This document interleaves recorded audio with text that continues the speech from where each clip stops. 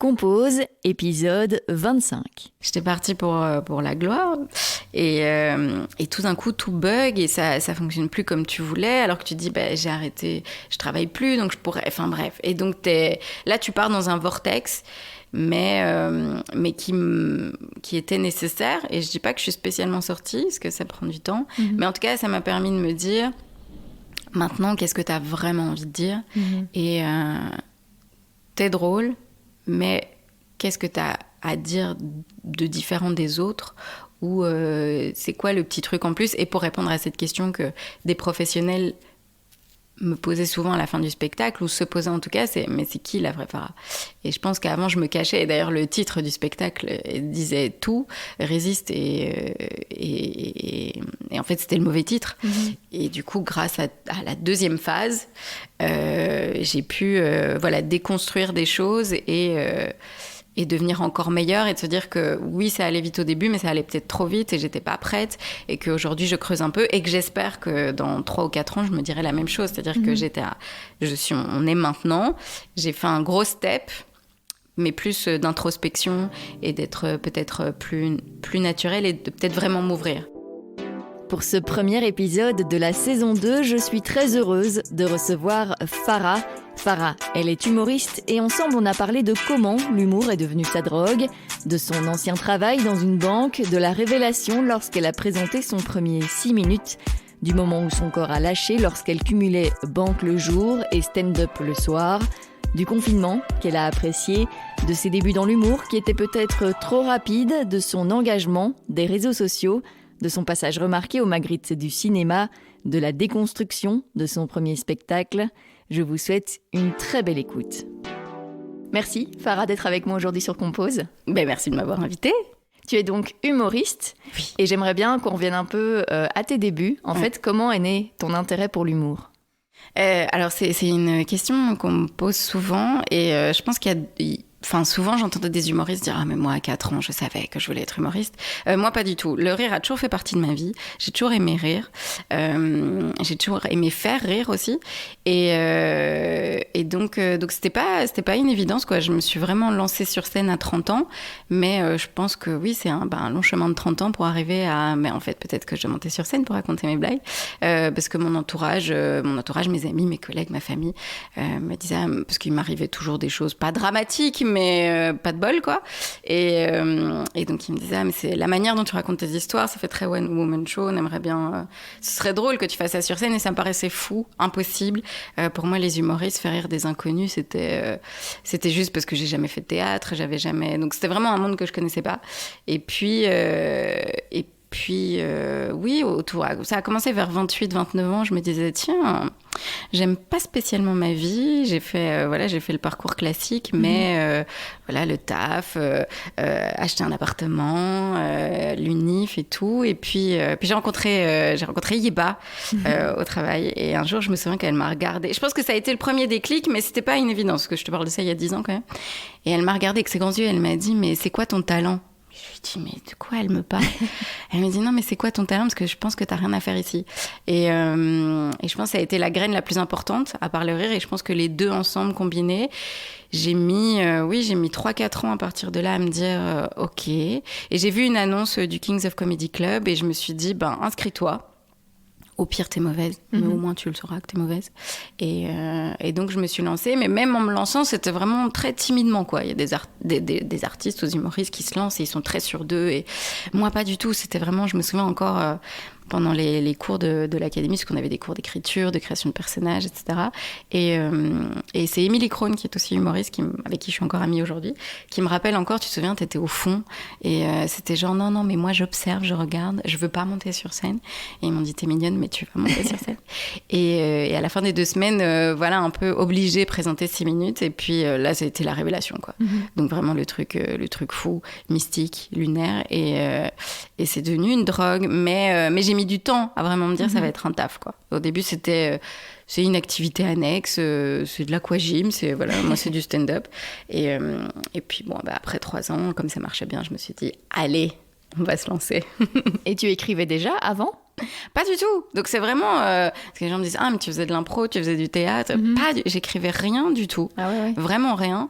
Mais je viens d'une famille où on a un peu, je pense, le sens de la punchline. Où, oui, très vite drillé à... En fait, j'aimais... Parce que je suis pas le comique, par exemple, dans la vie. Je suis pas... c'est toujours difficile en tant qu'humoriste, mais je suis un peu timide. Donc je suis pas celle que tu vas entendre le plus. Je suis pas... Mais j'aimais bien avoir la phrase qui fait rire tout le monde et un peu snipeuse, quoi. Et donc, mais jamais écrit. Donc pour moi, ça me paraissait fou de se dire, la fille, elle rentre dans un comedy club, elle a jamais joué, elle a jamais pris des cours de comédie, elle sait pas poser sa voix. Et donc c'est suite à ces cours d'écriture, c'était des cours d'écriture avec Alex Vizorek, Guillermo Guise, création de personnages. Et en fait, c'est un peu eux qui m'ont forcée en disant, ben voilà, pour tel jour, il faut écrire sur tel sujet d'actu. Et donc là, je me suis dit, mais en fait, j'aime bien. C'est tout ce que j'avais en moi et que j'avais besoin de sortir avec mon entourage. Ou d'ailleurs, aujourd'hui, l'autre jour, je me faisais la réflexion, je rigole beaucoup moins qu'avant. C'est-à-dire que j'ai beaucoup moins besoin de faire rire les gens ou de... Enfin, si, j'ai besoin de rire au quotidien, mais je veux dire, c'est comme j'ai toute cette partie sur la scène où j'ai ce shoot comme ça à chaque fois, j'ai moins ce besoin. Et donc voilà, donc c'est en me lançant sur scène et en commençant la radio qu'on m'a dit et que je me suis rendu compte que j'aimais écrire et on m'a dit que j'avais une belle écriture. Avant, j'aimais écrire, mais plus dans le cadre de mes études.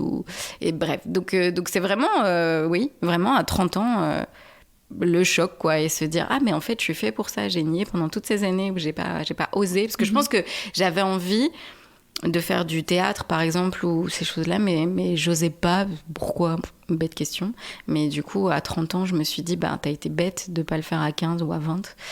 Il est peut-être temps d'y aller. Parce que le temps file et que la ménopause approche, donc vas-y. Et pendant ces ateliers, quand tu créais ton personnage, justement, c'était qui, ce personnage ? Enfin, qu'est-ce que tu créais ? Alors, c'était pas mon personnage, parce qu'effectivement, en tant qu'humoriste, même si on fait du stand-up, même si c'est nous, on crée quand même une sorte de personnage scénique, alors plus ou moins proche ou éloigné de nous en fonction de ce qu'on dit sur scène. Donc moi, j'ai un personnage scénique assez proche de moi, mais je pense que c'est le moi que je n'ose pas montrer à l'humanité. C'est-à-dire un moi un peu cruel, qui ose un peu défoncer les gens et qui dit les choses et qui est un peu pestouille. En fait, c'est le moi un peu enfant, tu sais, quand on est petit et on a envie de s'amuser, de rigoler, et quitte à être un peu méchante. Donc, c'est tout ce que je peux pas faire dans la vie, donc du sans filtre. Et par contre, dans ces cours de création, c'était des personnages qui n'avaient rien à voir. C'était vraiment, je me souviens, Pablo Andrés, c'était Freddy Toux et Pablo Andrés, les cours. Et il y en avait un, c'était imiter les autres du cours.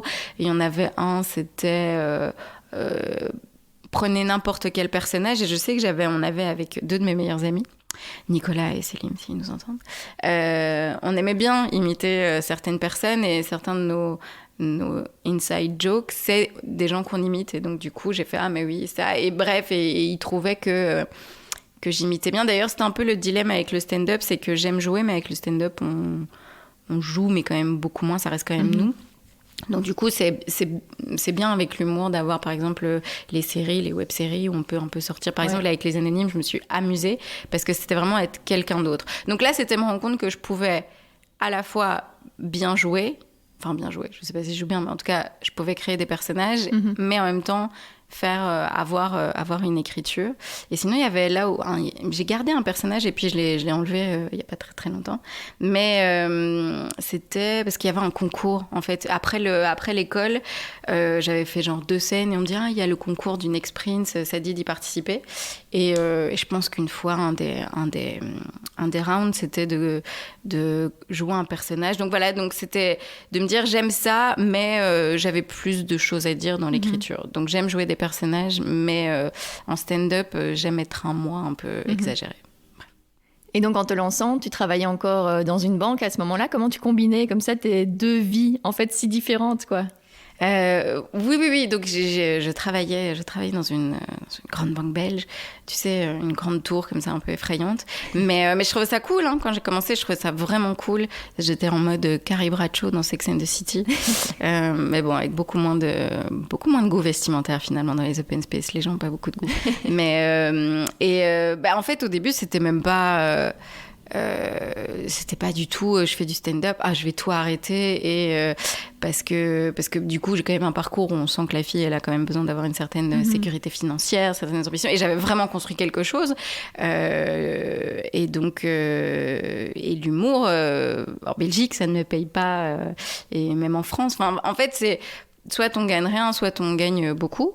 Mais pour arriver à ce je gagne beaucoup, il faut travailler. Donc au début, c'était même pas une option parce qu'il faut vivre, parce que j'avais acheté un appartement, parce que j'aime profiter de la vie.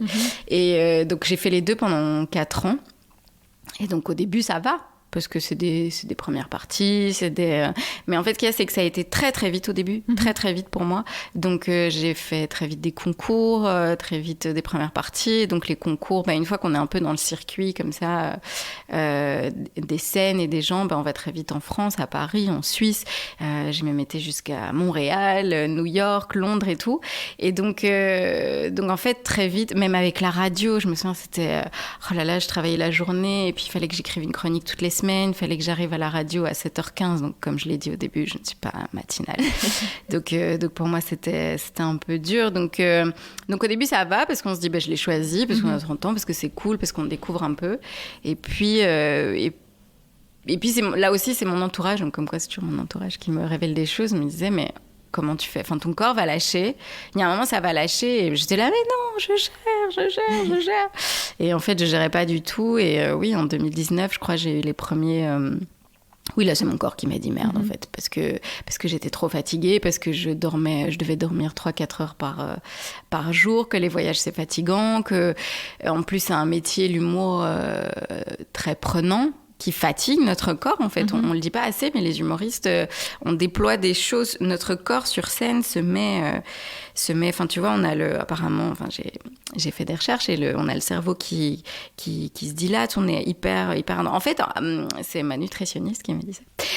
Que, en fait, les artistes sur scène sont un peu comme des sportifs de haut niveau ou des soldats. Sauf qu'on ne déploie pas les mêmes calories, on ne dépense pas la même énergie, mais on a les mêmes symptômes dans notre corps. Donc ça abîme quand même notre corps. Et donc, à côté, avoir un travail où je ne suis pas juste là, posée comme une plante, je dois quand même réfléchir, avoir l'air investi. Et donc ça a vraiment été quelque chose de petit à petit. Au début, c'était merveilleux, j'arrivais à combiner les deux. Et en fait, petit à petit, le travail à la banque, donc le travail alimentaire, n'avait plus aucun intérêt. C'est-à-dire que j'étais là, qu'est-ce que je fais là ? Même si avant, je me le disais déjà, mais j'avais pas vraiment d'option. Ouais. Là, j'avais une porte de sortie, mais ma porte de sortie était quand même un peu précaire, parce qu'à la banque, j'étais bien payée. Donc voilà, et puis donc bref, en fait tout s'est vraiment passé en même temps, donc parfois il faut faire confiance au processus. Donc mon corps a lâché, j'ai été hospitalisée, j'ai été en maladie, et en revenant de mon congé maladie, quel vilain mot, congé maladie, ouais. Bref, en revenant de là, en gros je me suis fait licencier quoi, et donc ça a été violent, et en même temps c'était libérateur, c'était un mal pour un bien, parce que j'avais plus envie d'être là, et mais il y avait un peu la panique, puisqu'en plus après il y a eu le Covid et tout, enfin, bref. Donc mauvais timing et en même temps meilleur timing, c'est-à-dire que mon corps avait besoin de repos et j'avais besoin, donc c'était vraiment un moment de bascule. Donc il y a eu une première phase dans le stand-up, découverte, merveilleux, et puis la fatigue, un peu le burn-out global, et puis la phase de ok, maintenant qu'est-ce qu'on en fait ? On a de toute évidence le temps de réfléchir avec ces triple confinement, et donc voilà. Donc maintenant je ne fais que ça, et c'est merveilleux de plus devoir se lever, de plus devoir aller prendre le métro pour aller travailler, badger, faire semblant de, tu vois, en plus c'est horrible parce que les métiers comme ça, parce que je faisais du marketing en plus, donc marketing dans la finance, et tu dois faire semblant d'être passionné, d'être hyper intéressé, d'être machin, et les gens te jugent un peu, tu vois, si c'est pas... Alors c'était très cool, j'avais une très bonne image parce que je faisais du stand-up. Et comme c'est majoritairement néerlandophone, en Flandre, ils sont plus curieux, ou ils valorisent plus, en tout cas, les artistes. Donc, j'étais très bien vue, entre guillemets. Il y a des seniors qui m'auraient jamais adressé la parole et qui sont venus voir un spectacle. Mais bon, à côté, j'en avais rien à cirer des produits financiers, de savoir quel était le marché et tout. Et il faut avoir l'air un peu investi, vu qu'ils me payent quand même. Donc, c'est pour ça, c'était juste de faire que tu veux en fait de tes journées. Alors c'est angoissant au début quand tu as été toute ta vie, tu passes de l'école à l'UNIF, puis de l'UNIF au taf, et toutes tes journées sont un peu organisées sans que tu aies vraiment décidé de les organiser. Et du coup, c'est beaucoup de temps libre, donc c'est un peu effrayant, et en même temps c'est jouissif. Donc voilà, je gagne moins d'argent, beaucoup moins, mais c'est merveilleux. Tu vois, moi, j'ai plus l'angoisse du dimanche soir de demain c'est lundi. J'ai plus dans 3 jours c'est vendredi. Moi, c'est toujours, c'est tous les jours. Enfin, d'ailleurs, souvent, je ne sais même plus quel jour de la semaine on est. Donc ça, c'est un luxe énorme. Et ça t'a aidé que finalement, c'est pas toi qui aies dû prendre la décision de stopper à la banque? Est-ce que tu aurais fait ce chemin toi-même de démissionner? Je l'aurais fait moins violemment, c'est-à-dire que moi j'étais plus là dans une phase où je me dis peut-être passer à un mi-temps et petit à petit, parce que c'était vraiment le financier, c'était vraiment une angoisse. Et si j'étais partie moi, je ne serais pas partie avec une enveloppe. Donc c'est pour ça que je dis ça a été violent de la manière dont ça a été fait, et parce que je m'y attendais pas, parce que je revenais enfin c'était à cette époque-là, il y avait plein de choses pendant 1 an comme ça, même 1 an, 2 ans, plein de choses tout s'écroulait un peu, et donc ça a fait partie des choses qui ont fait que j'étais vraiment down après, même si à la fois c'était libérateur, mais tu te retrouves quand même face à un peu un gouffre. Donc ça m'a arrangé la manière dont ça s'est fait, parce que financièrement ça m'arrangeait bien, parce que c'était pas à moi de prendre la décision, un peu comme un couple quoi, où sauf que t'as pas toujours d'argent. C'est bien dommage, parce que si vraiment à chaque rupture tu pouvais avoir la même enveloppe que j'ai eue, mais disons que je pense que je l'ai fait un peu comme quelqu'un qui a envie de rompre dans un couple mais qui assume pas et qui laisse à l'autre le soin de faire le sale boulot, mais beaucoup plus à mon avantage que dans une vraie rupture. Donc merci. Et une fois que ça s'est fini, du coup, qu'est-ce qui s'est passé? Comment t'as enchaîné les choses au niveau du stand-up? En fait, comme tout était déjà... mon agenda était très chargé. Du coup, c'était pas... à ce moment-là, j'ai pas paniqué. Parce que j'avais déjà... je me souviens, c'est à ce moment-là, c'était quoi? On est en septembre 2019, donc je jouais encore mon premier One, j'avais plein de plateaux, je faisais mon premier Montreux, il y a eu après en janvier, il y a eu les Magritte, donc vraiment c'était voilà, maintenant j'ai tout mon temps, sauf que je vais pas être obligée d'aller taffer et que je vais pouvoir avoir peut-être un petit peu plus d'heures de sommeil, mais pas de panique. Après, il y a eu le Covid, et donc là, c'est un peu... Là, je me suis vraiment retrouvée à qu'est-ce que je fais toute la journée. Là, par contre, c'était un peu plus compliqué parce que j'avais plus ma drogue, c'est-à-dire que je pouvais plus jouer. J'avais envie d'écrire, mais comme j'étais dans ma vie, c'était un peu une phase de tout se déconstruisait assez violemment. Donc, je pense que je devais digérer tout ça. Donc, tu vois, là, par exemple, j'ai oublié la question. Je te l'avais dit. C'était qu'est-ce qui s'est passé après? Ah oui, c'est ça. Toi, en fait. Donc, jusque mars... bien entre guillemets, même s'il se passait des trucs pas très chouettes dans ma vie, mais bien artistiquement, parce que tout s'enchaînait comme... Je jouais à Paris, à la Nouvelle Scène, les dates se remplissaient bien, etc. Donc vraiment comme avant, mais avec plus de temps, donc plus sereine, plus...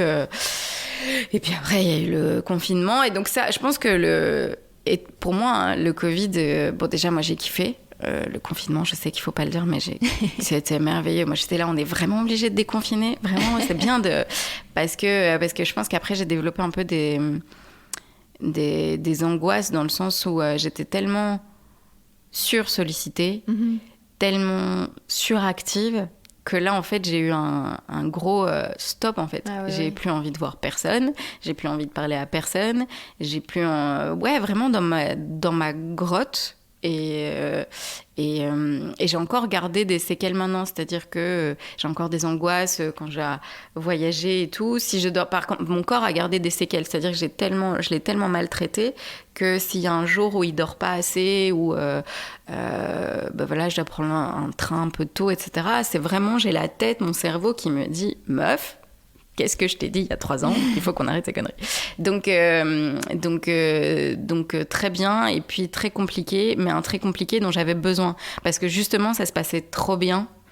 Parce que j'ai commencé en octobre 2015, et Et les 4 premières années, ça a été directement les concours, des vidéos qui fonctionnent bien, des prods qui s'intéressent à moi, les joies à Paris. La meuf, c'est la première fois qu'elle joue à Paris, c'est la Nouvelle Scène, une salle de 100, alors qu'il y en a qui commencent dans des salles de... Donc tout était... Et même moi, je me le disais, ça va trop vite. Et en même temps, ça va trop vite. Et en même temps, je savais que, ah oui, mais j'ai pas ça. Ah, mais oui, mais ça, je veux ça. Et ça va pas assez vite. Montreux, ça faisait 3 ans que je le voulais. Et en fait, je comprenais pas. Donc, j'avais besoin, sans le savoir, de morfler pour réaliser que, OK, là, en fait, la première phase, c'est réaliser que je pouvais être drôle, que ça pouvait être mon métier, que j'étais légitime. Après, on aime pas, mais ça, c'est une autre question. Mais en tout cas... je mérite de vivre sur ce marché humoristique. C'est dur à dire, ça, que tu le mérites. Oui. C'est d'ailleurs l'objet de tout mon deuxième spectacle. Mais au début, oui, il y a un peu le syndrome de l'imposteur. C'est-à-dire, tout d'un coup, j'ai décidé que je voulais faire du stand-up et tout d'un coup, ça fonctionne bien. Et est-ce que je suis vraiment drôle ? Est-ce que... parce qu'en plus, on est des êtres très compliqués, torturés. Et on adore se faire du mal. C'est-à-dire qu'on peut avoir 1 milliard de choses qui se passent bien, gagner des concours, machin. On fait un bide où il y a une personne qui rit pas. Je remettais ma vie en question et c'était des drames. Et en fait, il n'y a plus que ça qui compte. C'est ça qui devient un peu horrible, comme une drogue. Alors, c'est une jolie drogue, mais tout passe après. C'est-à-dire que ce soit tes relations amoureuses, tes amitiés, c'est la priorité absolue. Donc, s'il y a un truc qui se passe pas bien, surtout quand au début, on te déballe le tapis rouge et tout. Et puis, quand ça a commencé à bugger, donc justement vers fin 2019 et puis 2020, globalement 2020, en fait, tu comprends pas ce qui t'arrive. Tu te dis, mais en fait, tout se passait super bien. Le train était parti. J'étais partie pour la gloire. Et tout d'un coup, tout bug et ça fonctionne plus comme tu voulais. Alors que tu te dis, j'ai arrêté, je travaille plus, donc je pourrais... Enfin, bref. Et donc, là, tu pars dans un vortex mais qui était nécessaire. Et je dis pas que je suis spécialement sortie, parce que ça prend du temps. Mais en tout cas, ça m'a permis de me dire, maintenant, qu'est-ce que tu as vraiment envie de dire ? Et t'es drôle, mais qu'est-ce que tu as à dire de différent des autres ? Ou c'est quoi le petit truc en plus ? Et pour répondre à cette question que des professionnels me posaient souvent à la fin du spectacle, ou se posaient en tout cas, mais c'est qui la vraie Farah ? Et je pense qu'avant je me cachais, et d'ailleurs le titre du spectacle disait tout, résiste, et en fait c'était le mauvais titre. Et du coup, grâce à la deuxième phase, j'ai pu déconstruire des choses et devenir encore meilleure, et de se dire que oui, ça allait vite au début, mais ça allait peut-être trop vite et j'étais pas prête, et qu'aujourd'hui je creuse un peu, et que j'espère que dans 3 ou 4 ans je me dirai la même chose, c'est-à-dire que on est maintenant, j'ai fait un gros step, mais plus d'introspection et d'être peut-être plus naturelle, et de peut-être vraiment m'ouvrir, parce que je me cachais comme dans la vie derrière un rire efficace, bam bam bam bam, mais je me cachais quand même si je montais sur scène et que je faisais rire les autres. Là, j'essaye de faire un travail d'introspection et d'essayer de les faire rire, mais aussi de toucher les gens et de se dire, il y a peut-être un lien avec ce que je dis et ce que je suis.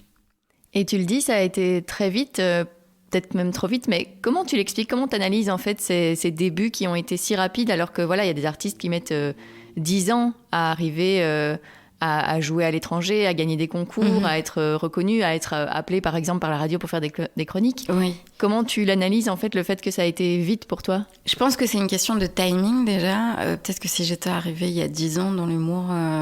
En fait, moi je suis arrivée, donc je te dis, j'arrive fin 2015, donc il y a déjà eu On ne demande qu'à en rire, il y a eu YouTube, donc déjà il y a un petit engouement, mais pas encore comme celui d'aujourd'hui, où avec les réseaux sociaux c'est la folie, c'est-à-dire que toutes les semaines il y a 10 nouveaux humoristes. Bon, après il faut durer, mais il y a un flow, là où avant je pense qu'il y avait... Bon, moi, j'ai pas connu il y a 10 ans, mais en tout cas, quand moi j'ai commencé, ou les années un peu autour, c'était toutes les années, il y avait quelques nouvelles têtes. Et donc, je suis arrivée à ce moment charnière où, ok, l'humour, c'était plus l'humour de papa-maman, où il y avait quoi ? Il y avait 4-5 humoristes par génération. Il y a la génération Foresti, où autour t'avais qui, Gad Elmaleh, Jamel Debbouze, et ils étaient un peu 4-5 comme ça à avoir tout le marché. Donc je suis arrivée à un moment où ça a explosé plus, qu'il y avait le Jamel Comedy Club, il y avait eu et puis le moment aussi où je pense il y a Blanche Gardin qui défonce tout à ce moment-là. Donc c'est une femme et qu'en Belgique il y en avait pas tant que ça. Nawel Madani était déjà en France, donc plus estampillé France. Virginie Hoc pareil. Il y avait Laurence Bibot, mais qui est quand même de la génération un peu des snuls et tout. Donc voilà, donc je pense que je suis arrivée au moment où j'étais une meuf, j'avais un discours un peu féministe. Alors maintenant, on est beaucoup à en parler, et tant mieux. Je fais pas du tout partie de ces gens qui disent on en a marre d'entendre parler de ce sujet. Non, on n'en parlera jamais assez. Mais il n'y en avait pas eu tant que ça avant, et j'étais un peu crue. Je parlais de être une femme de 30 ans qui a envie de parler de sa sexualité, qui a envie de parler de son non-désir d'enfant. Et donc je pense que c'était ça qui faisait que oui, j'étais une fille qui arrivait au bon moment, qui avait le discours qui correspondait au temps. Et donc ouais, je pense que ça arrivait. C'est souvent dans ces métiers-là, même si on a du talent, même si on travaille beaucoup, c'est une question de timing. Et par exemple, je sais qu'après, j'ai voulu aller trop vite dans le timing, et donc je me suis loupée. Donc, mais après, je pense que c'était le parcours nécessaire de découvrir le frouf, ça prend, et le frouf, ça prend plus, et essayer de gérer tout ça. Donc question de timing. J'avais le bon profil. Parce que souvent, je le dis, l'humour, même si tous les artistes vont me taper dessus, mais c'est un marché, finalement. Et j'étais un produit sur le marché qui, à ce moment-là, se démarquait un peu des autres.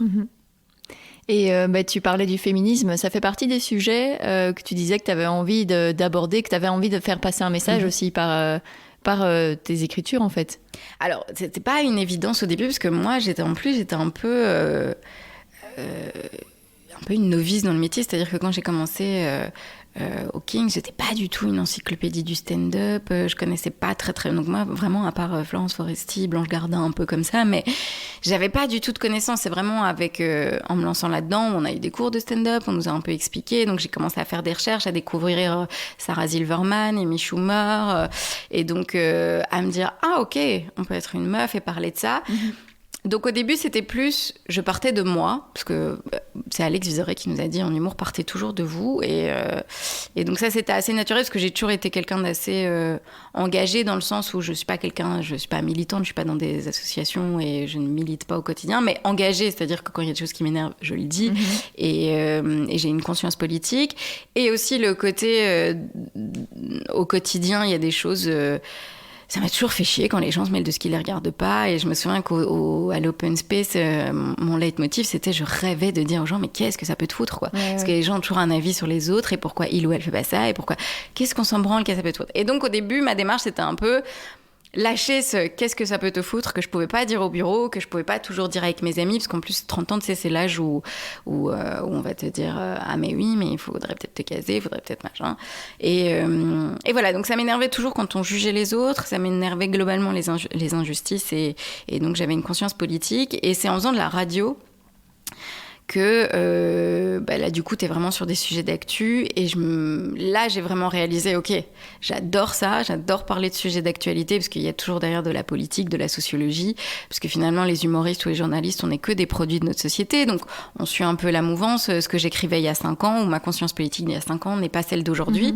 Donc j'évolue encore, parce qu'entre-temps il y a eu MeToo, et que je pense que être engagé et militant, c'est un travail, tu dois tout le temps te remettre en question. Et c'est ça que j'ai aimé avec l'humour, c'est que, en fait, je me suis moi-même remise en question, je me suis moi-même posé des questions, et ça a vraiment... Je savais que j'étais engagée, je savais qu'il y avait des choses qui m'énervaient, mais je faisais pas un vrai travail de recherche, c'est-à-dire que ça restait un peu dans le cadre, je lis 2-3 trucs, et voilà. Là, avec l'humour, il fallait se renseigner, et donc là, j'ai vraiment réalisé, ok, donc il y a des sujets sur lesquels je vais pas me lasser, et ça me fait du bien de le dire, ça me fait du bien d'en parler. Tout le monde doit pas le faire, tout le monde doit pas être militant, tout le monde doit pas être engagé. Faut pas que cet humour-là, sinon c'est chiant, et ça devient... et il faut des surréalistes, il faut des absurdes, il faut des gens qui racontent du quotidien, il faut de tout. Mais moi, c'était ma came, et parce que c'est là aussi que j'ai réalisé que j'avais un humour très noir, ce que je réalisais pas spécialement avant. Donc la radio, c'est vraiment, je pense, la radio est mon année sur Pure, où j'ai découvert un peu mes créneaux, et donc ouais, je continuerai encore. Après, je n'ai pas la prétention de dire que j'ai un message à délivrer. Ce que j'aime juste, c'est sur certains sujets.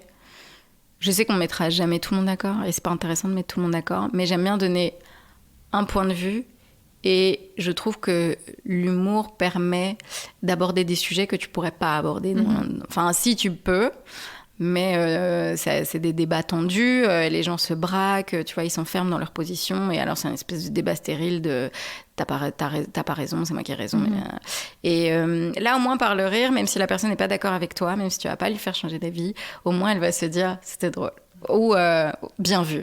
Et rien que pour ce bien vu, je suis contente en fait de me dire je vais pas changer les choses, hein, je suis pas Martin Luther King non plus, mais je pense que le rire, on peut faire avancer certaines choses, peut-être parfois un peu plus vite que du militantisme pur et dur, où les gens vont, tu vois, on le voit avec le féminisme, je trouve ça toujours affligeant quand j'entends des gens, mais on en a marre de les entendre, machin. Et bon, je trouve ça affligeant, mais bon, ça existe. Et pour toutes les luttes, hein, la lutte LGBTQIA+, les luttes contre la xénophobie, etc. Au moins, quand on rigole, tu vois, dans une salle de spectacle, il y a de tout. Tu sais que dans ta salle de spectacle, il y a au moins 2 personnes qui sont d'accord avec Éric Zemmour, il y a 2 personnes qui adorent Greta Thunberg, il y a parce que je suis encore à un stade où, oui, il y a des gens qui viennent me voir, mais il y a encore de la curiosité de ah tiens, j'ai vu ce truc-là. Une fois, je l'ai eu, c'était à mon spectacle où j'ai plus un truc de rodage, et il y a un gars et une meuf qui viennent me voir après, et le gars me dit c'était super. Et vraiment, vous m'avez bien fait rire, mais la partie sur Zemmour, j'étais moins... J'ai dit, ah bon ? Il dit, oui, parce que je suis fan de Zemmour. Je me dis, c'est bizarre d'arriver à mon spectacle. Il dit, oui, c'est mon ami qui vous a vu hier en première partie, donc c'est quelqu'un qui m'a vu en première partie, et donc j'abordais pas certains sujets. Et vous l'avez fait rire, et donc du coup, elle nous a emmenés. Et la fille, pareil, me dit oui, cette partie-là, un peu moins. C'est comme le consentement. Et j'étais là, vous n'êtes pas pour le consentement, mademoiselle ? Elle me dit si, mais bon, parfois c'est un peu gay de. Je fais, oui, mais ça, c'est consenti, le petit fantasme de fait semblant de me maltraiter, si tu veux, même si je trouve ça un peu bizarre. Mais donc voilà, et du coup. Même si fondamentalement on n'est pas d'accord, et que si on doit commencer à parler premier degré, je pense qu'on se tape dessus, là au moins il est venu. Il a écouté, et en fait j'étais presque là, merci d'être venu, d'avoir ri, et moi c'est ça que je trouve intéressant avec l'humour, cette espèce de grand écart comme ça que tu peux faire avec les gens, et la pensée, et aussi se remettre tout le temps en question.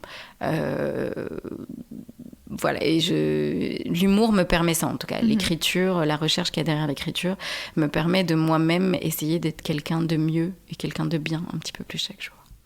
Et en étant un peu militante, engagée comme ça, t'as pas peur aussi des réactions qui peuvent être négatives ? Parce que parfois ça fait peur aussi, l'engagement, le militantisme. Oui. Et en plus, t'es une femme dans l'humour, t'es une femme publique. Oui. Voilà, ça doit... Oui. Alors par contre, dans l'humour, il faut être prêt. En tant qu'humoriste, peu importe ce que tu vas faire, il faut se préparer à la méchanceté, aux réactions négatives. J'ai l'impression... Alors, pas en vrai, c'est ça qui est très très drôle, c'est que moi, il n'y a jamais personne... regarde, même le gars qui est fan de Zemmour, que je défonce un peu Zemmour, enfin je le défonce gentiment, mais il m'a pas insulté. Après, il était même souriant, gentil, c'était super, sauf... Alors que sur les réseaux sociaux, c'est d'une violence. Alors moi, ça va. Enfin, je veux dire, j'ai passé un step, vu que j'ai déjà plusieurs vidéos qui ont bien fonctionné, j'avais des chroniques et tout, donc je suis un peu immunisée, c'est-à-dire qu'il y aura toujours des cons, c'est toujours des gens, quoi que tu fasses, même si c'est pas militant, il y a toujours quelqu'un qui va dire mais c'est nul, c'est à chier, pourquoi c'est ci, pourquoi c'est là, et parfois c'est même pas sur le fond, mais ça s'appelle Farah, enfin, tu vois, et c'est quoi ses cheveux, c'est quoi, enfin bref. Et sur les réseaux sociaux, il faut partir du postulat que malheureusement il y a beaucoup de gens bêtes, beaucoup de gens qui dans la vie n'auraient pas nécessairement, selon moi, le droit de vote, mais ils ont quand même le droit de parole sur les réseaux sociaux. Donc après, moi, dans ma tête, maintenant, c'est dès qu'il y a des haters, des trolls et tout, je fais merci, tu vas faire vivre mon algorithme, et c'est tant mieux.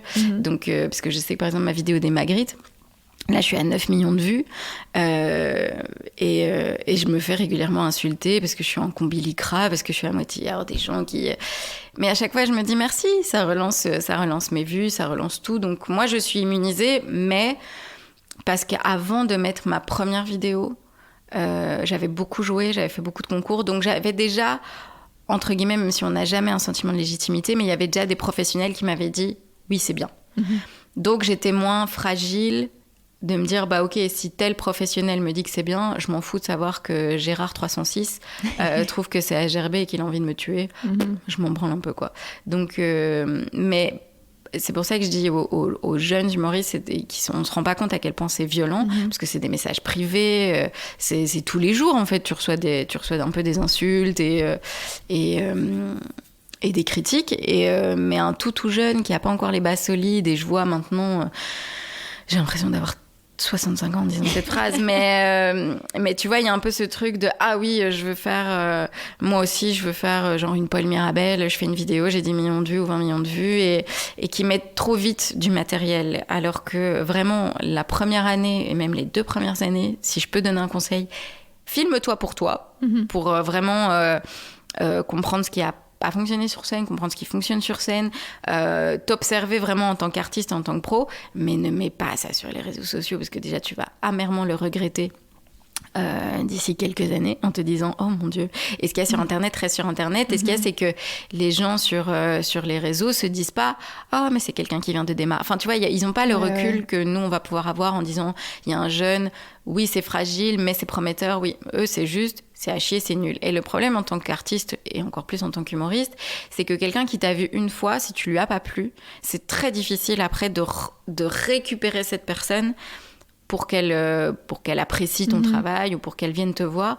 Donc les réseaux sociaux, c'est très bien, parce que on vit dans c'est un business, l'humour. Donc aujourd'hui, les prods, elles s'intéressent à toi en fonction du nombre de vues que tu fais, en fonction du nombre de followers.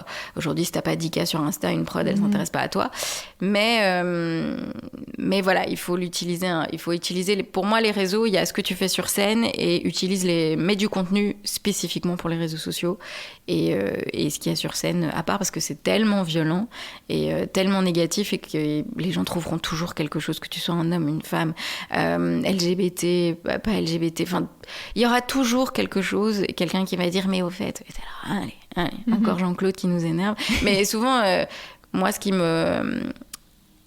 fait que j'arrive à passer au-dessus, c'est de 1, le côté merci, tu fais vivre mon algorithme, et de 2, je me dis si t'en es dans ta vie à regarder des choses que t'aimes pas et à commenter, c'est que ta vie doit être triste, et que moi au moins, c'est clair, c'est peut-être pas parfait, c'est peut-être pas, ça fera jamais l'unanimité, et tant mieux, avec mon humour et avec l'humour, je pense, et même l'art en général, il faut jamais chercher l'unanimité, sinon c'est juste chiant. Mais au moins, moi, je le fais, et je pense que c'est souvent des gens frustrés, en fait, qui ont des frustrations de se dire, parce que derrière c'est de la merde, c'est moi je ferais mieux, mais au moins moi je le fais, et moi je suis pas coincée dans ma chambre, donc voilà. Donc une fois que tu as ce postulat là, et que tu as confiance en ta proposition artistique et à ce que tu fais sur scène, voilà, le négatif, tu fais merci, mais bonne journée. Pour revenir à cette séquence des Magritte, oui. Tu disais tantôt que tu étais plutôt de nature timide. Comment tu as réussi à faire ça? Donc, pour rappel, tu es arrivée quasiment sans filtre, avec juste de quoi cacher tes parties intimes. Et une combi lycra transparente. Comment tu as réussi à faire ça? En fait, c'est ce que je te disais, sur scène, je pense que je serais capable de faire tout sur scène. Je sais plus quelle comédienne disait, dans la vie je suis très timide et très pudique, mais si sur scène on me demande de montrer ma culotte, je le fais. Et alors je le ferai pas, je l'ai pas fait, parce que du coup il y a plein de gens qui ne voient pas la vidéo, qui voient juste une meuf à poil et qui disent mais il y avait un sens, c'est-à-dire que spontanément je suis pas quelqu'un qui se dit elle va monter à poil sur scène, parce que au-delà de la pudeur sociale, j'ai vraiment une pudeur, c'est-à-dire que sur les réseaux sociaux tu vas jamais me voir en bikini, enfin je suis très très pudique avec mon corps. Mais pour la vanne et pour le rire, si ça fait sens, bah oui, on y va. Et maintenant, je me dis, mon Dieu, parce qu'il y avait quand même, au premier rang, il y avait quand même Monica Bellucci, Cécile de France, et en plus, je me souviens, ce qu'il faut savoir, j'ai découvert. Oui, alors, le truc, c'est que c'est Cody qui me prévient 2 semaines avant, il me dit, oui, Farah... je savais qu'il présentait les Magritte. Il me dit j'aimerais t'avoir pour une remise, mais je veux un truc sans filtre et tout. Et il me dit c'est le truc du meilleur costume. Donc déjà dans ma tête je suis là meilleur costume, qu'est-ce que je vais dire? Et puis je dis ok. Parce que ce genre de proposition, peu importe, tu dis oui d'accord, j'y vais. Et je lui dis est-ce que tu peux m'envoyer le truc des nommés? Et je vois que dans les nommés il y a un film néerlandophone, un film flamand qui s'appelle De Patrick et qui se passe dans un, déjà c'est tellement belge, qui se passe dans un camping nudiste. Et là, bah, mon cerveau, il fait ting. Il n'y a qu'en Belgique où un film où tout le monde est à poil, il va être nommé dans la catégorie costume. Et donc là, j'ai le truc où vraiment, en fait, souvent, je sais que j'ai un truc qui me plaît ou un truc qui est assez fort, c'est que tout d'un coup, je souris. C'est un peu comme le Grinch, comme ça. Et là, oui, on part dans un truc, bah tant pis, ok, je le fais. Donc j'ai d'abord demandé à Cody, truc des Magritte, parce que c'est quand même assez sérieux. Il m'a dit, go. On y va. Et donc là, ouais, parce que je savais que c'était bien, parce que je savais que c'était pertinent, que que ça faisait sens. Bah, du coup, même c'était très dur, parce que combi lycra, en plus, pour l'info générale, pour la société, il faut savoir que les combi lycra, il y a un vrai marché, il y a un vrai fantasme autour de ces combi lycra, des trucs en bas comme ça. Et il y a même des trucs où c'est tout le corps, c'est-à-dire que même ta tête, il y a un délire où ils aiment déchirer, je pense. Sauf que, étrangement, la costumière des Magritte, on a fait toutes les deux des recherches, c'est impossible de trouver une combi lycra assez fine pour donner l'impression que t'es nue, sans trou au niveau de certaines parties. Donc je me souviens, pour les répétitions, elle devait coudre, mais on l'avait pas encore fait parce qu'il fallait mettre ces espèces de panneaux comme ça qu'on a accrochés. Dans ma tête, c'était pourvu que rien ne craque devant tout le monde. Sauf que les répétitions, elle avait pas encore cousu, donc j'avais le truc avec José Garcia qui est juste là, et moi je suis là en me disant... Allez, on va y aller. Et juste avant, tu te dis, tu sais, t'es vraiment derrière, c'est un gros truc. Il y avait ce mannequin que je connaissais pas, un mannequin des années 90 et tout, qui me tient la main. Myriam Leroy qui est morte de rire à côté. Et puis tu te dis, on y va, quoi. Il y a pas de... Et en fait, c'est pour ces moments-là que je fais ça, de me dire, oui, je me souviens, il y avait aussi le prince Laurent et tout, et je taclais le roi. Enfin, oh là là. Mais c'est le plus grand kiff, c'est-à-dire que t'oublies tout à ce moment-là. Et c'est vraiment ce truc de... tout ce que j'avais pas avant, où avant j'étais un peu dans la case, dans la norme, je suivais un peu le courant, et moi il y avait ce truc de j'ai plein de regrets déjà, et je vais en avoir plein, et grâce à ce métier il y a des trucs où oui on a toujours des regrets, mais dans l'absolu c'est j'ai fait ça, quoi. Tu vois, je pourrais mourir le jour où j'aurai la peau en rideau de théâtre et que j'aurai des problèmes de périnée et que j'aurai encore plus de chats que Mazarin. Je pourrais me dire, j'ai fait ça, quoi. J'étais à moitié à poil devant Monica Bellucci. Ok, c'est bon, je peux mourir tranquille. Et pour revenir un peu à ton spectacle, donc le premier, donc, c'était Résiste. Tu l'as complètement déconstruit, oui, et tu le retestes maintenant sur scène. Oui. Pourquoi cette envie de changer? C'est aussi dans la même veine que ces messages que tu veux transmettre? Alors, le premier spectacle Résiste, c'était vraiment sur les messages. Là, j'avais les sujets, et après, je pense que c'était un peu aussi un patchwork des chroniques, tu sais, où il y avait des grandes lignes directrices un peu, où je voyais qu'il y avait ces sujets qui ressortaient un peu, et j'avais des sets qui fonctionnaient bien. Donc, c'était vraiment, j'ai fait un peu un patchwork, et c'est normal au début, tu sais, de tes premiers sketchs, tu t'essayes un peu de tout assembler, d'en faire un truc un peu cohérent. Et il y avait ce titre-là, mais en fait, ce spectacle disait tout de ce que j'étais à cette époque-là. Sauf qu'il y a eu une période charnière où, comme je t'ai dit, j'ai quitté mon taf, il y a eu les confinements et puis d'autres choses. Et donc j'avais d'autres choses à dire, mais j'ai commencé, en gros, j'ai commencé à suivre une thérapie, parce que c'est pas la grande forme, et puis j'ai commencé à travailler avec une coach artistique, Alexandra Henry, et qui, elle, en fait, m'avait déjà dit, il y a un an et demi avant ça, elle était venue voir le premier spectacle, et elle m'avait dit des choses, mais que j'avais pas compris à l'époque.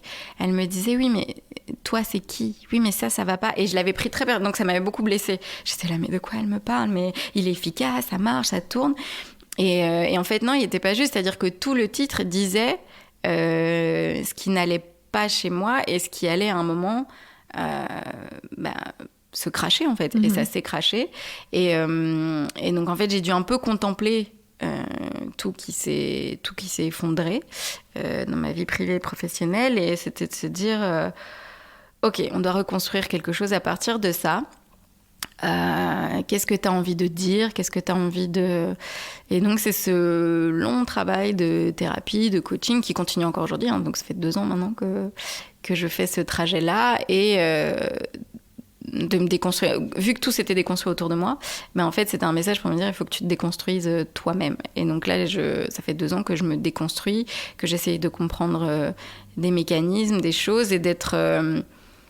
pour le coup, dire des choses que j'aurais jamais osé dire sur scène, parce que trop intime, parce que j'ai toujours été quelqu'un, il faut être forte, il faut être indépendante, c'était tout le truc, hein. Bah oui, je peux avoir un job, oui, je peux avoir une carrière dans l'humour, oui, je peux avoir un mec, oui, je peux avoir tout ça, et pas du tout être fatiguée et gérer à mort. Et en fait non. Et du coup là c'était un peu...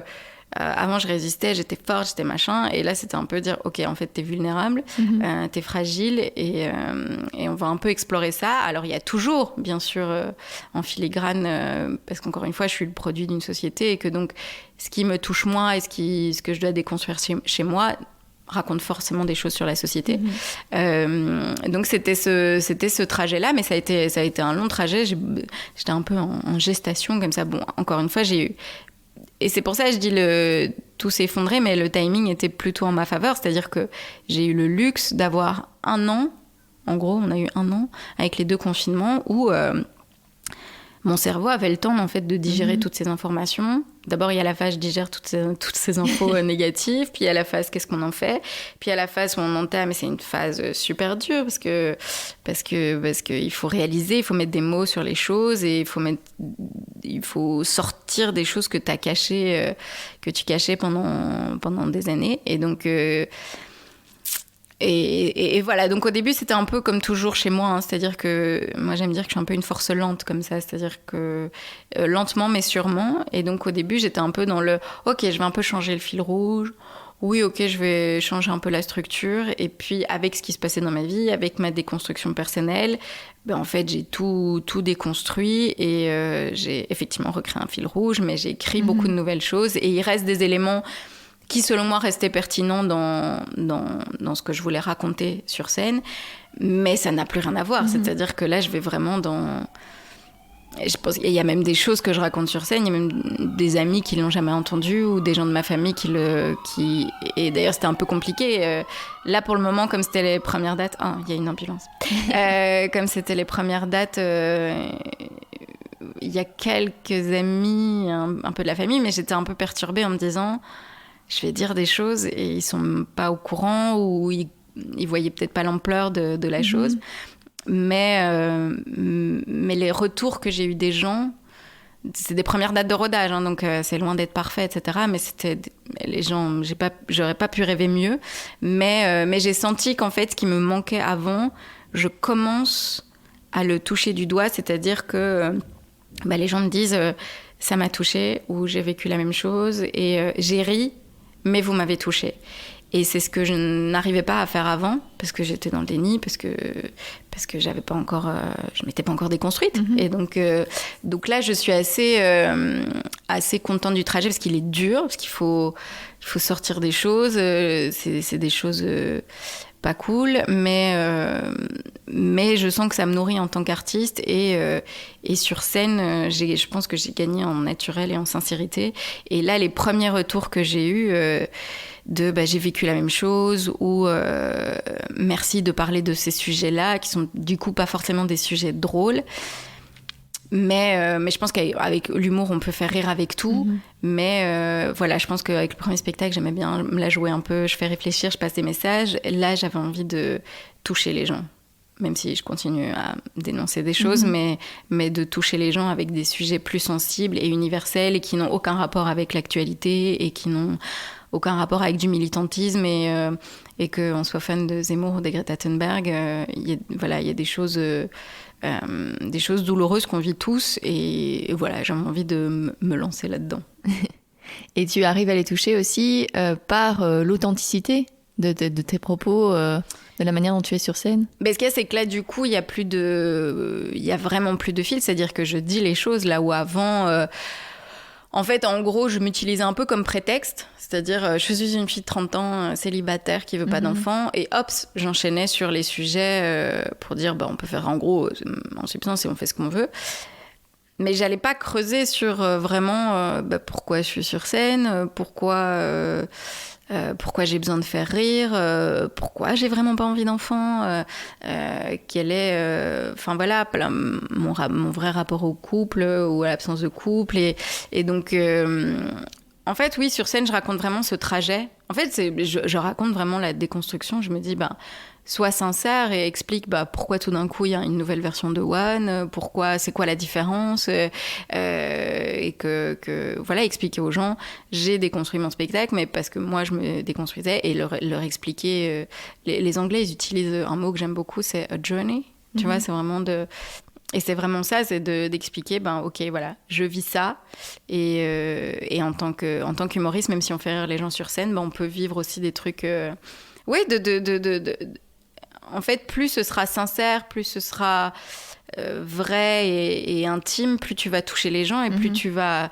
Il n'y a personne qui va pouvoir raconter... tu vois, alors que quand tu abordes des sujets de société, comme on est de plus en plus d'humoristes, il y a forcément des idées qui se recoupent, et il y a même des vannes qui se recoupent, etc.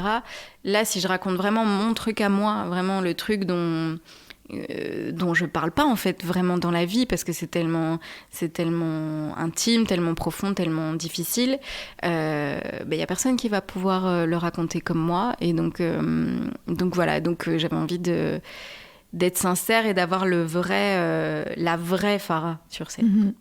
Tu penses que tu aurais pu arriver à ça avant, ou tu avais vraiment besoin de tout ce chemin pour être là où tu en es aujourd'hui? Oui, j'avais besoin de morfler. Je pense qu'il faut morfler en tant qu'artiste. Je dis pas que j'avais pas morflé avant dans la vie, mais j'avais pas morflé artistiquement, et c'est important de dire aussi que la vie d'artiste, c'est pas que un truc qui monte, et donc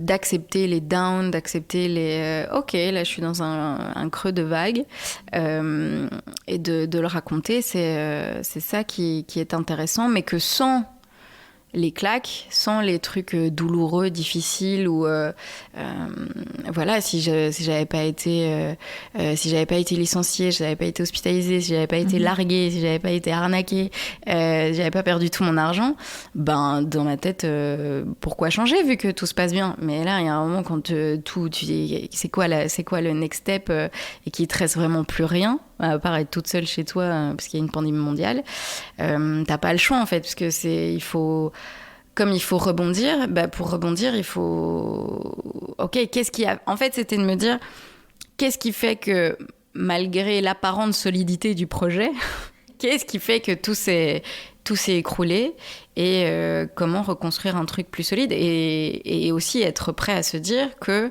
même si là j'essaye de me donner un kick, et que je suis contente du projet artistique, je suis pas à l'abri dans 10 ans de revivre la même chose, et de ok, comment je vais, si ça m'arrive encore une fois, comment est-ce que je vais le gérer, et être prête à ça, et oui, il y a 2 ans j'étais pas prête à tout ça, mais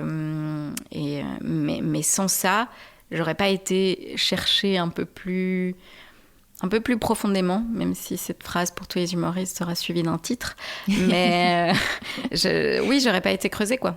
Parce que j'étais dans le déni de plein de choses, qu'il faut vivre parfois certaines choses pour se dire ok, ça va pas, ok, qu'est-ce que ça dit vraiment, en fait.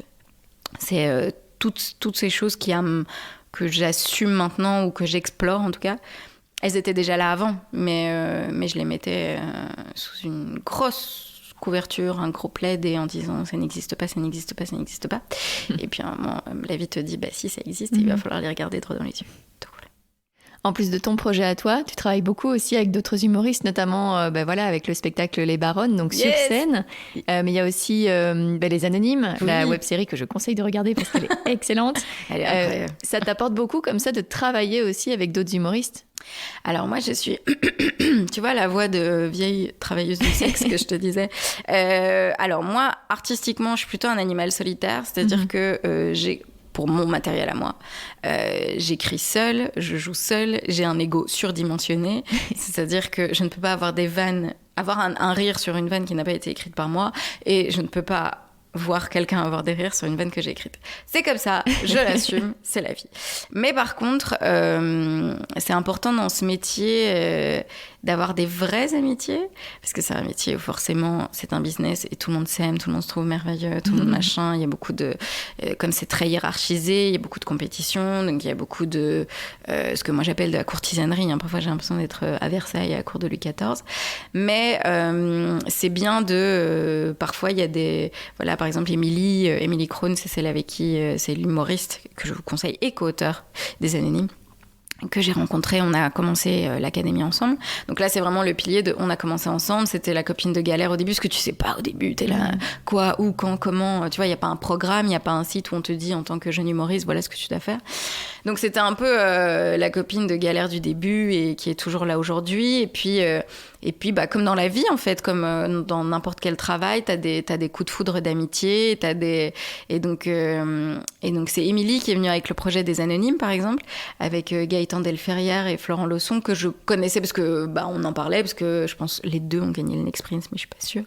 Et finalement, tu les rencontres, et puis c'est un match, et puis c'est génial parce que du coup, ça te permet de... Par exemple, dans le cadre des Anonymes, c'est cool parce que c'est autre chose que la scène, même si du coup, on a fait des plateaux ensemble, et quand on se voit, c'est cool, mais c'est bah, du coup, des créateurs, des artistes t'amènent dans leur univers, parce que moi, spontanément, les Anonymes, c'est pas un truc que j'aurais écrit toute seule, et je trouve ça fascinant parce que c'est absurde, c'est délirant, et je trouve ça génial d'être emmenée comme ça d'un délire par d'autres potes, et tu vois, ça crée des liens, et donc ça c'est génial. Et puis après il y a par exemple les Baronnes, où là aussi c'est un coup de foudre d'amitié, mais différent pour le coup, c'est pas du tout professionnel. C'est juste il y a un an, on se retrouve à faire un plateau toutes ensemble, et on se dit mais en fait on se fait quand même beaucoup kiffer, et dans ce métier les plateaux c'est rude. En Belgique c'est rude, mais alors à Paris n'en parlons même pas.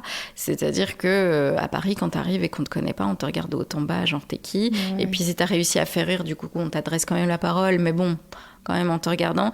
Et donc c'est pas si facile d'avoir des gens avec qui en fait qui te donnent de la force. Et par exemple avec les Baronnes, je pense qu'on a réalisé que toutes on se donnait de la force, et quoi qu'il arrivait sur scène, on kiffait le fait d'être ensemble, et franchement en tant qu'humoriste c'est pas facile, parce que encore une fois il y a de la compétition, c'est rude, il y a des égos, il y a des personnalités, et donc voilà, que ce soit les Anonymes avec Gaëtan, Florent, Ino, Émilie, ou les Baronnes avec Julie Geller et Serena Yari, bah c'est merveilleux parce que c'est des gens, même si c'est un travail très solitaire parce qu'on écrit seul, on répète seul, on est seul sur scène. C'est des gens qui te donnent de la force au quotidien, parce qu'on a plein de doutes, on a des déceptions, parce que c'est des métiers où on a des moments de pic d'adrénaline et de joie intense, et c'est incroyable, mais on a des downs de fou, on a des refus, on a des déceptions, on est énervé, et du coup c'est bien d'avoir des gens avec qui tu peux partager ça, parce que tes amis et ta famille, ils peuvent t'entendre, ils peuvent un peu te conseiller, mais ils comprennent pas l'ampleur de la chose et ce que ça peut vraiment toucher en toi. Et donc, alors, avoir des amis humoristes, oui, ils savent exactement ce que c'est, ils savent à quel point c'est important, douloureux, merveilleux, etc. Donc ouais, pour ça, c'est génial d'avoir rencontré ces gens-là. Et il faut vraiment avoir...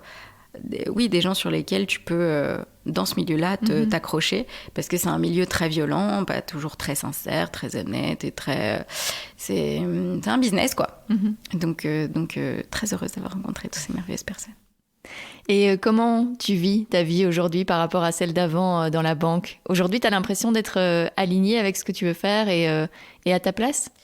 C'est exactement le mot, être aligné. Je pense qu'avant je n'étais pas du tout alignée. À la banque, je n'étais pas du tout au bon endroit. C'était vraiment, j'arrivais, je me disais mais qu'est-ce que je fais là ? J'ai quand même pas passé ma vie ici. Quand je voyais des gens qui attendaient leur pension et tout, j'étais là, quel enfer. Donc oui, maintenant plus alignée, mais comme je disais, encore en phase de déconstruction, parce qu'on vit dans une société où on nous a conditionnés depuis tout petit à nous dire que la vraie productivité, c'est de travailler tous les jours, c'est d'envoyer plein de mails, la notion de productivité en tant qu'artiste n'est pas du tout la même. C'est-à-dire que moi, je peux passer une journée dans mon fauteuil et j'aurais travaillé parce que dans ma tête, j'aurais pensé à plein d'angles, j'aurais peut-être regardé un documentaire sur certains sujets, etc. Donc techniquement, pour la société, je n'ai rien fait, mais j'ai travaillé. Et du coup, j'ai dû apprendre ça, à déculpabiliser le fait que, en fait, parfois, en tant qu'artiste, si ça vient pas, ça vient pas. Il y a des jours où t'as pas l'énergie de faire quoi que ce soit. Il y a des jours où tu vas être méga productif techniquement parce que tu auras joué, tu auras voyagé, tu auras fait ceci, tu auras fait cela. Et donc voilà, le plus compliqué pour moi, c'était de réapprendre, de pas culpabiliser et de réapprendre, d'avoir un rapport sain à la productivité qui n'est pas forcément un 8h, 17h tous les jours, du lundi au vendredi. La productivité peut être autre que celle-là. Et ça, c'est très compliqué parce qu'on est vraiment né là-dedans et qu'avec le fameux travail normal, et même en tant qu'humoriste, plein de fois, t'entends des gens « Ah, mais t'as un travail normal », comme si le métier d'artiste n'était pas un travail normal. Donc voilà, donc ça, c'est mon challenge. Le reste, artistiquement,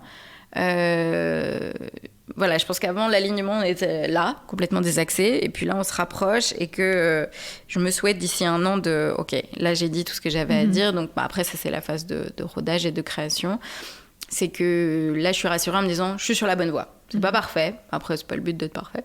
Mais je suis sur la bonne voie. Et en plus du rodage comme ça, du spectacle, quels sont tes autres projets ? Alors, du coup, on continue avec les Baronnes. Là, j'avoue que j'ai vraiment mis le focus sur le rodage. Donc, je reprends les dates en septembre au Kings of Comedy Club, de septembre à décembre. J'aimerais du coup retourner à Paris. Puis après, c'est vraiment jouer, continuer à écrire et continuer ce travail de rodage. Ça aussi, d'accepter... j'ai dû apprendre d'accepter le temps. Et le temps que ça prend. Le temps que ça prend. C'est-à-dire que j'étais il faut que ça aille vite. Si je l'ai décidé, ça doit aller comme ça. Et donc, il y a eu la phase de observation de la déchéance. Puis maintenant, c'est la phase de reconstruction, rodage, création. Et essayer de reconstruire les bases solides. Et donc, de me constituer une équipe. Donc voilà. Donc là, c'est vraiment continuer à jouer, écrire et roder. Jusque fin d'année, ce sera déjà pas mal. Je vais te poser la dernière question du podcast. Déjà. Qu'est-ce que tu aimerais ? Ça fait quand même 1 heure en fait qu'on discute déjà. C'est vrai, je t'avais dit, je parle ça beaucoup. passe vite. Non, mais c'était très intéressant. Je pense qu'il faudrait carrément 3 ou 4 heures pour qu'on soit tout à fait complète. Mais bon, voilà. Qu'est-ce que tu aimerais oser faire et que tu n'as pas encore fait ? Ça peut être professionnellement ou personnellement. Ah, oh là là, il y a tellement de choses. Professionnellement, peut-être oser dire que le cinéma, ça a l'air cool. Je pense que j'ai pas encore... Ça, j'aimerais me dire, tiens, le cinéma, ça me branche. Mais là, du coup, je me mets plein de barrières qu'il n'y avait pas en humour. Parce qu'en humour, t'es pas obligé d'avoir un physique, t'es pas obligé de... C'est, entre guillemets, plus accessible. Tu trouves une scène ouverte. Le cinéma, ça a l'air... Mais en tout cas, par exemple, Les Anonymes m'a donné le goût de... tiens, jouer sur un plateau, faire autre chose que de la scène, c'est cool aussi. Même si la scène restera la drogue numéro 1. Donc ça, je pense que c'est pour le pro. D'être plus audacieuse dans... parce que j'ai confiance en moi, mais j'arrive pas à dire regardez-moi, je suis formidable. Donc d'aller chercher, il y a des gens comme ça qui ont ce talent et je trouve ça toujours admiratif, mais d'aller sonner chez les pros et de dire prenez-moi, je suis formidable. Donc ça, c'est les 2 trucs professionnels et personnels. Pareil, je crois. Dans la vie, d'oser. Je le dis souvent aux gens. Peut-être oser plus. Parce que là, je me suis un peu enfermée. Et là, de me dire, allez, on ressort et on ose, en fait, se dire, t'as rien à perdre. Mais ça va. Ça va. Mais peut-être, depuis que je fais du stand-up, je m'enferme plus, je suis plus casanière, plus... là, me dire, allez, il faut quand même... La scène, c'est bien, il faut quand même vivre un peu et voir des gens. Donc voilà, donc oser vivre un peu. Quelle phrase bizarre. Mais bref. Merci beaucoup, Farah. Merci. Merci, Farah, d'avoir accepté mon invitation. Si vous voulez découvrir un peu plus son univers, ce dont on a parlé se trouve dans les notes de cet épisode. J'espère que cela vous a plu, alors si c'est le cas, n'hésitez pas à mettre des étoiles sur Spotify et Apple Podcast et à vous abonner à Compose sur Instagram, Facebook et Twitter. Et puis, si vous voulez soutenir financièrement le podcast, c'est aussi possible via Patreon et Utip et cela m'aide beaucoup à développer ce projet. Je vous dis à bientôt pour un prochain épisode.